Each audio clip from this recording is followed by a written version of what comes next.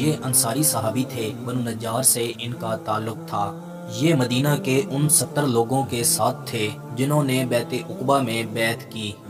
بیعت عقبہ پر ہم ایک الگ سے ویڈیو بنائیں گے۔ کفر اور اسلام کی پہلی جنگ غزوہ بدر میں آپ شریک ہوئے اور غزوہ احد میں بھی آپ نے شرکت کی۔ غزوہ احد میں آپ کی شہادت ہوئی۔ یہ سیدنا عثمان بن عفان رضی اللہ تعالی عنہ کے میزبان بنے۔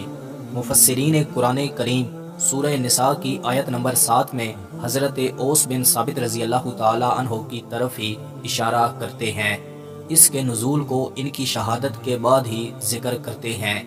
زمانے جاہلیت میں یہ ہوتا تھا کہ چھوٹے بچوں اور ازواج کو میراث میں حصہ نہیں ملتا تھا، بیٹیوں اور بیویوں کو میراث نہیں ملتی تھی۔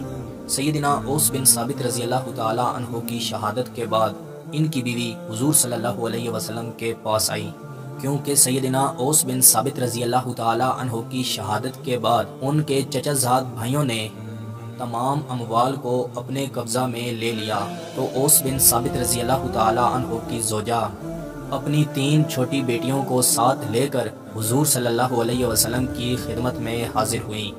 ہمارے پیارے پیغمبر محسن انسانیت حضرت محمد صلی اللہ علیہ وسلم نے ان کے چچا زاد بھائیوں کو حکم دیا کہ جب تک وحی الہی کا نزول نہیں ہوتا میراث میں تصرف نہ کریں۔